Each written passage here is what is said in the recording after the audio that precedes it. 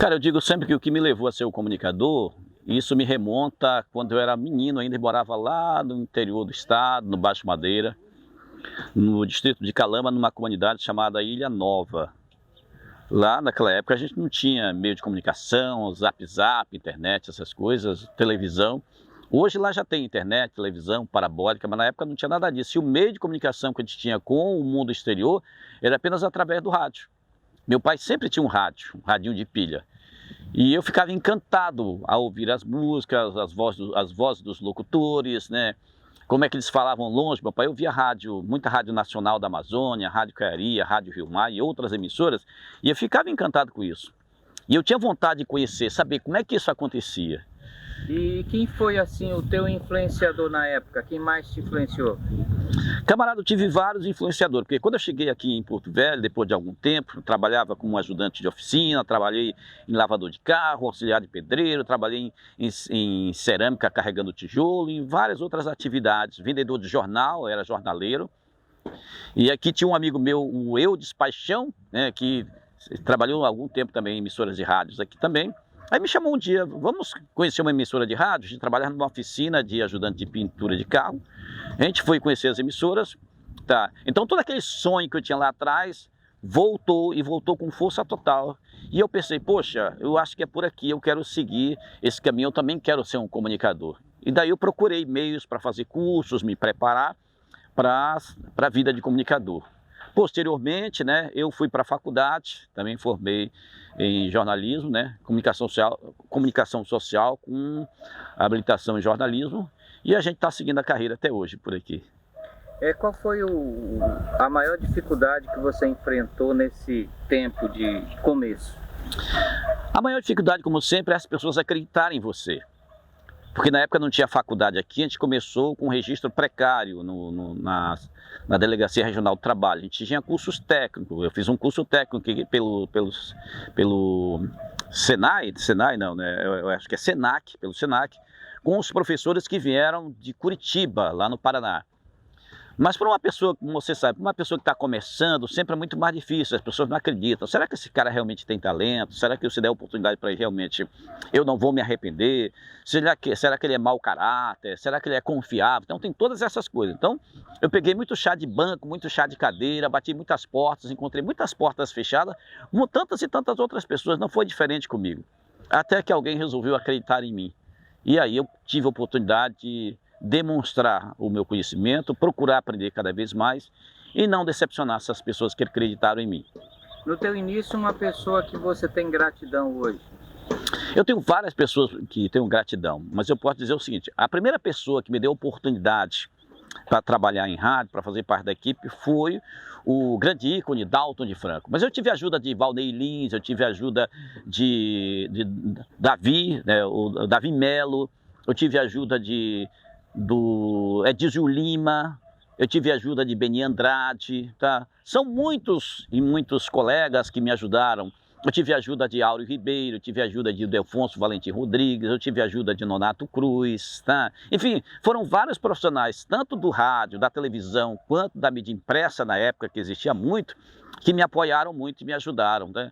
Teve um período, por exemplo, que para aprender a escrever para jornal, fiz uma parceria com o Áureo Ribeiro, ele escrevia no antigo jornal Guaporé. Eu falei, Áureo, ele sempre me dava umas dicas, ele quer saber de uma coisa, me dá umas dicas aí e eu faço questão de escrever as matérias para ti. Eu chegava cedinho na delegacia para fazer a página de policial e muitas vezes eu fiz as matérias de polícia para o Áureo Ribeiro, ele corrigia para eu aprender, tá? E as minhas matérias ficava feliz de ver depois no dia seguinte as minhas matérias estampadas até na primeira página do jornal. E foi assim que a minha carreira começou.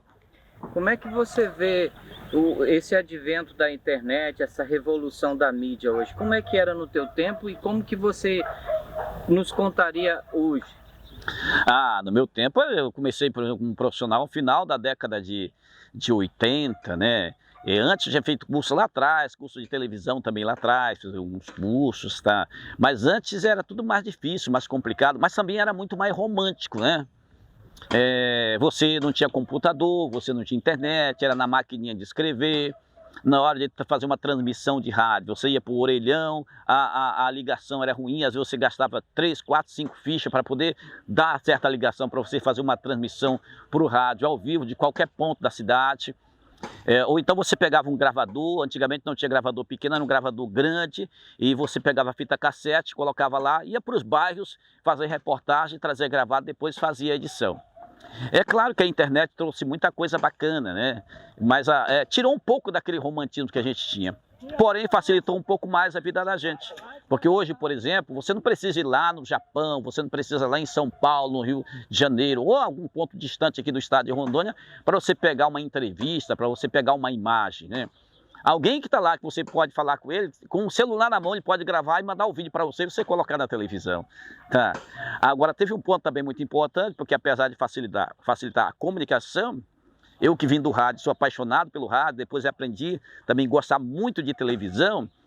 A internet, que as pessoas diziam que ia acabar com a televisão, com o rádio, muito pelo contrário, ela fortaleceu a televisão, o rádio e a própria mídia impressa, que saiu do impresso e veio para a internet e está fazendo sucesso. Então, as mídias antigas hoje foram reforçadas, ganharam força muito grande através da internet.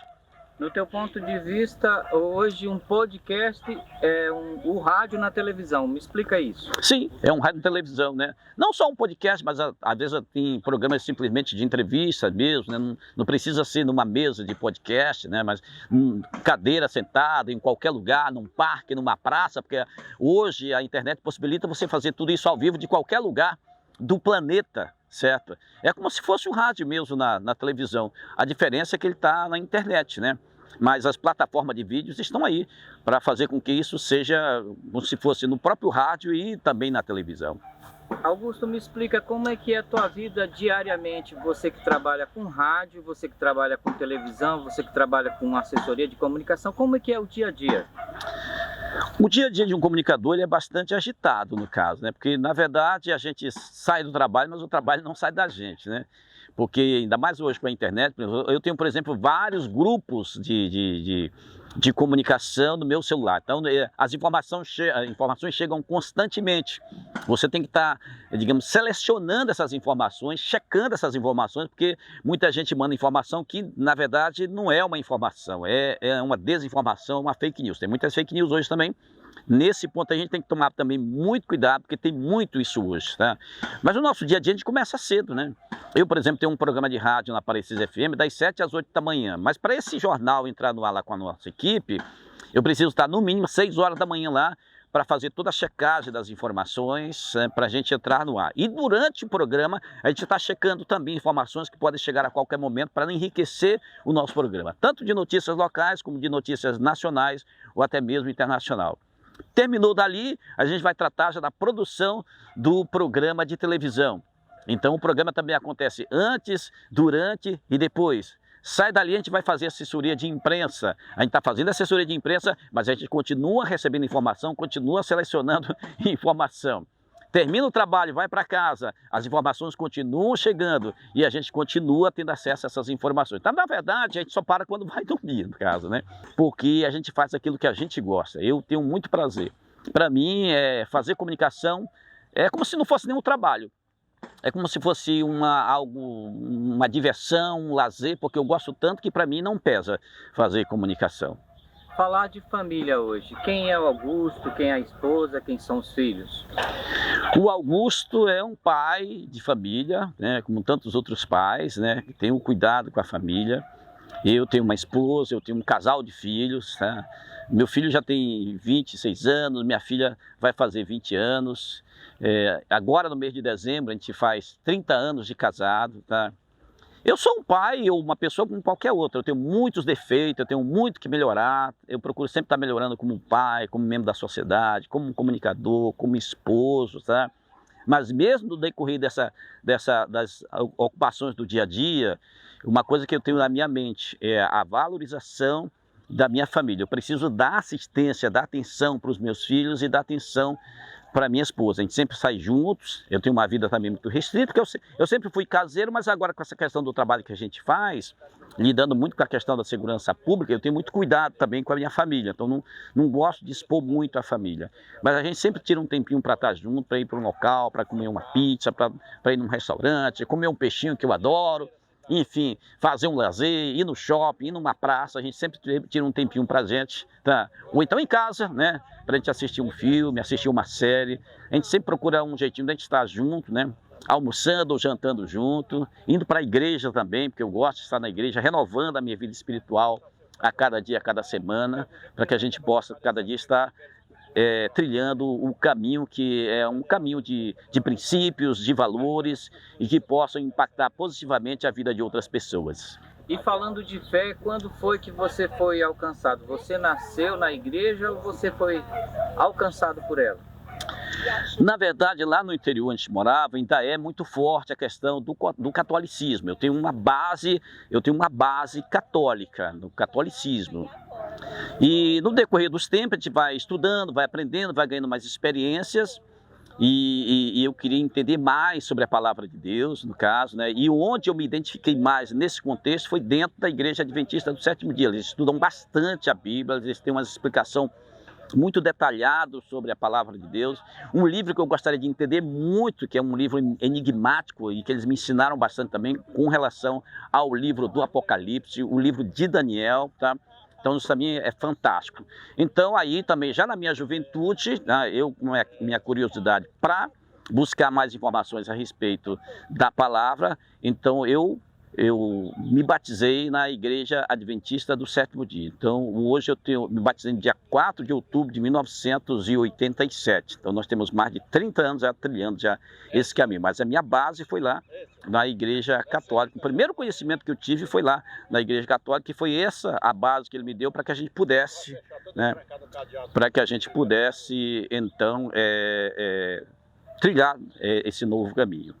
Augusto, deixa uma mensagem de ano novo para os nossos telespectadores aí, que nós estamos na mudança de ano. Qual a mensagem que você deixa para nós?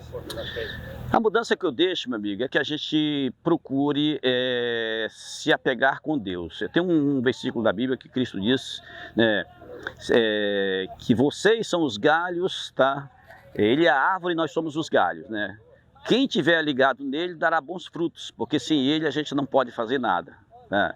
Hoje em dia as pessoas estão ligadas em muitas coisas, tá? E o mundo oferece tantas coisas para a gente estar ligado, mas qual dessas coisas realmente é sólida? Qual realmente te dá base? Qual realmente te dá uma trilha, te proporciona um plano, como é um plano gerenciado por Deus, que é um plano que nos permite saber quem nós somos, onde nós estamos e para onde nós estamos caminhando, tá? Além dessa base espiritual, eu acho que você tem que ter a base familiar, a base social também. E cada dia mais, você não se contentar com aquilo que você é. Cada dia mais você procurar ser a melhor versão de você mesmo. E procurar fazer a diferença positiva na vida das pessoas. As suas considerações finais, meu amigo. Só agradecendo a você, a toda a equipe do Estúdio Livre, tá? Agradecendo a minha equipe de trabalho que é maravilhosa, as pessoas que me deram oportunidade, né? Agradecer o grupo SIC lá, SIC TV, Rádio Parecis FM, que me dão oportunidade todo dia, que acreditam no meu trabalho. Agradecer o meu público maravilhoso, as parcerias comerciais, agradecer a todos, agradecer ao meu Deus, agradecer à família, agradecer a todos. Só a gratidão que eu tenho por todas as pessoas que me apoiaram e continuam me apoiando e continuam acreditando em mim.